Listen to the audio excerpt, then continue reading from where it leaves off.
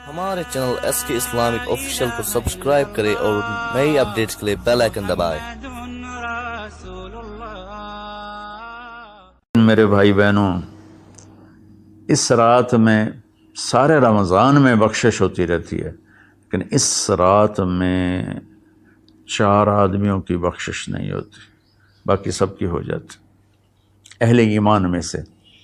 تو 4 آدمیوں کی بخشش نہ ہونے کا مطلب یہ ہے کہ اگر یہ توبہ نہیں کرتے تو ان کے لیے معافی کوئی نہیں، اگر یہ توبہ کر لیں تو ایک دم معافی، ان کو بھی اللہ کی رحمت ان کو اپنے چھاؤں میں لے لے گی۔ پہلا ہے مدمن خمر، جو مستقل شراب کا عادی ہو، مستقل شراب پینے والا یا کوئی بھی نشہ کرنے والا جو آدمی کو مفلوج کر دیتا ہے۔ تو اس وقت میں نشہ خمر شرابی تھا، اب تو ہیروئن اور کوکین اور کیا کیا وہ ٹیبلٹس بھی ایسی آ گئی ہیں، ایک ٹیبلٹ 5-5 ہزار کی ہے، اور ہمارے کالج سکول کے بچیاں اس میں بالکل 16-17 سال کی عمر میں اس میں پھنسے ہوئے ہیں۔ تو مدمن خمر، شراب پینے والے کی بخشش نہیں ہوتی۔ دوسرا کون ہے؟ عاق لوالدیہ، یہ عجب لفظ ہے، عاق۔ عاق عقا یا عقو ہے، اس کا مطلب ہوتا ہے پھاڑ دینا، ٹکڑے ٹکڑے کر دینا۔ تو اس سے مراد وہ اولاد ہے جو مسلسل نافرمانی کر کے ماں باپ کے دل کو توڑ دیتی ہے اور چیر دیتی ہے۔ ایک ہوتا ہے کبھی کبھار آواز بلند ہو جانا، وہ تو ایک فطری چیز ہے کہ بیٹے کی آواز ماں کے سامنے بلند ہو جائے، باپ کے سامنے بلند ہو جائے، بیٹی کی آواز ماں کے سامنے بلند ہو جائے، باپ کے سامنے بلند ہو جائے، یہ نیچرل ہے، اس کو نافرمانی نہیں کہتے۔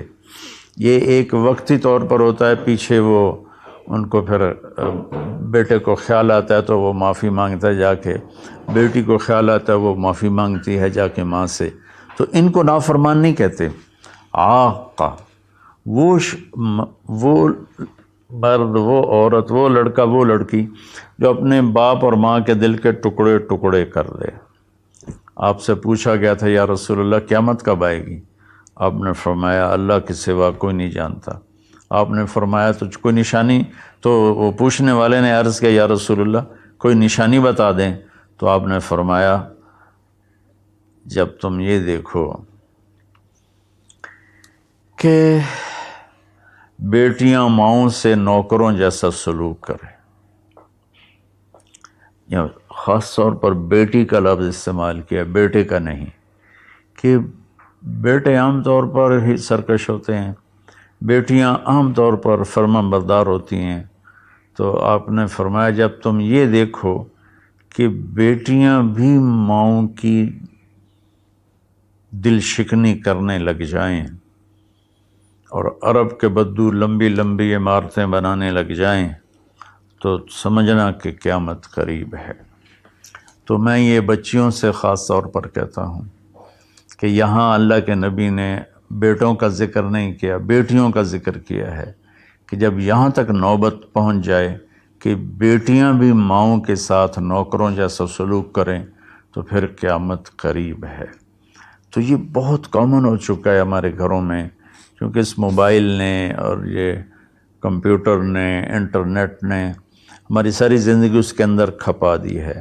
ہمیں رشتوں کا لحاظ نہیں، رشتوں کی قدر نہیں، ایک دوسرے کے پاس ادب نہیں۔ میں جب بہت چھوٹا تھا تو میں نے اپنی ایک پچھلی نسل جو اب ساری ختم ہو گئی ہے، تو ان سب میں اپنے ماں باپ کا اتنا ادب ہوتا تھا کہ کوئی ان کے آگے چوں نہیں کرتا تھا۔ میں نے اپنے دادا کے بھائی کو دیکھا ہے، دادا کو میں نے بس ایسے حلیہ، ایسے کہ ہیولا سا ہے بھائی، یوں شکل تھی لیکن وہ یاد نہیں، دادا کے بھائی کو دیکھا ہے۔ تو دادا کے بھائی کے جو بیٹے تھے نا، جب ڈیرے میں بیٹھتے تھے تو اپنے والد کے سامنے نہیں بیٹھتے تھے، پیٹھ کے پیچھے بیٹھتے تھے، حالانکہ دین کی کوئی خبر نہیں تھی۔ یہ اس وقت کی معاشرت تھی، مشرقی معاشرت۔ اب بھی آپ جائیں تھر میں تو ہندو عورتیں ہوں گی، جب گاڑی آئے گی تو ایک دم اپنا گھونگھٹ نیچے کر لیں گی، حالانکہ ہندو عورتیں۔ یہ تہذیب مشرق ہے۔ تو اسلام تو ویسے ہی اور یعنی فحاشی کی اجازت نہیں دیتا۔ تو ہماری تو مشرقی تہذیب بھی اس بات کی حامل ہے کہ عورت حیا کے پردے میں چھپی ہوتی، اور اللہ نے مجھے تاریخ پڑھنے کا بہت موقع دیا۔ دنیا میں یہ جو راجپوت قوم ہے، یہ آرین ہے، تو جب ان کی یہ قبل مسیح آئے ہندوستان میں، عیسیٰ علیہ السلام کی آمد سے پہلے ہندوستان میں آئے، پھر یہ خونخوار تھے اور آپس میں لڑتے تھے، تو پورا ہندوستان چھوٹی چھوٹی ریاستوں میں بٹا ہوا تھا۔ کبھی کسی راجا نے 5-10 ریاستیں فتح کر لیں، ورنہ یہ اس طرح تقسیم تھا۔ تو یہ دنیا کی واحد قوم ہے، جب انہیں یقین ہوتا تھا کہ ہمیں شکست ہو جائے گی تو وہ سب سے پہلے اپنی بیٹیوں کو، بیویوں کو، ماؤں کو قتل کر دیتے تھے کہ کوئی ہماری بیٹیوں کی عزت سے نہ کھیلے، ہماری بہنوں ماؤں کی عزت سے نہ کھیلے۔ پھر جا کر لڑتے تھے، اور عام طور پر جس کو شکست ہوتی تھی وہی ایسا کرتا تھا اور اپنی جان دے دیتے تھے۔ چھوٹا سا واقعہ سناتا ہوں کہ مراٹھوں نے ایک قلعے پر حملہ کیا، شیر گڑھ اس کا نام تھا، تو اس کا جو راجا تھا وہ راجپوت تھا، اس کی طرف سے، اورنگزیب کی طرف سے وہ وہاں اس قلعے کا وہ حاکم تھا، لیکن تھا ہندو۔ اودے سنگھ اس کا نام تھا، اور اس کی 18 بیویاں تھیں۔ تو مراٹھوں نے اس پر حملہ کیا، تو رات کے اندھیرے میں حملہ کیا، تو سارے 5000 کی فوج تھی، ہندو مسلم کٹھے، وہ شرابیں پی کے پڑے تھے، وہ 300 آدمی اندر گئے، ان کو اکھاڑ دیا۔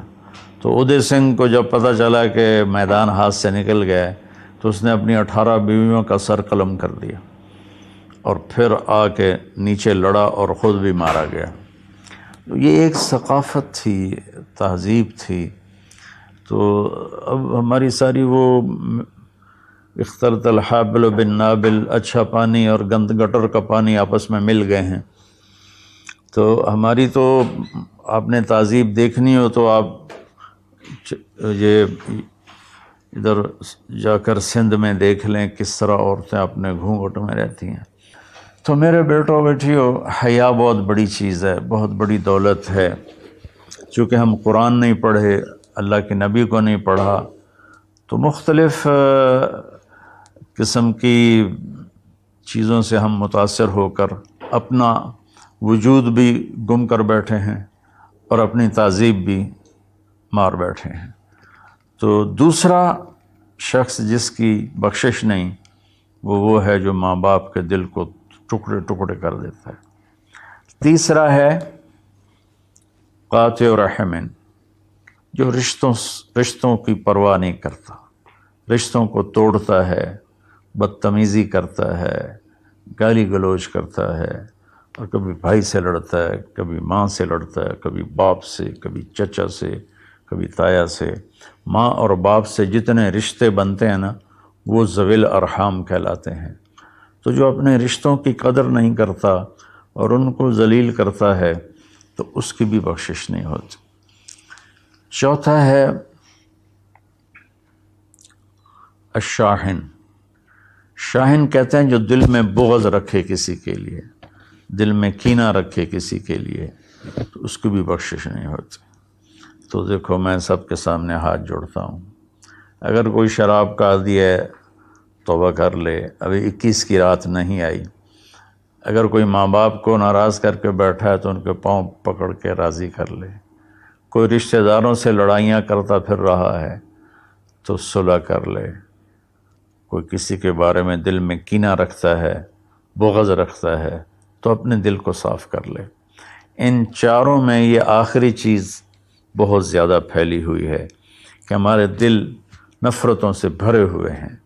تو میرے بھائی بہنوں، اس رات میں اللہ تبارک و تعالیٰ سب کی بخشش فرما دیتا ہے سوائے ان 4 آدمیوں کی، اور یہ بھی اگر توبہ کر لیں تو ان کی ساتھ ہی بخشش ہو جاتی ہے۔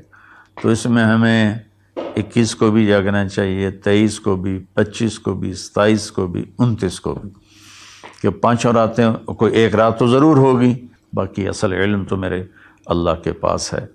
تو اپنے دل کو بھائی بہنوں صاف کرو، اور اس ایک رات میں 83 سال کا ثواب لے لو۔ اللہ تعالیٰ مجھے آپ کو عمل کی توفیق بخشے۔ السلام علیکم۔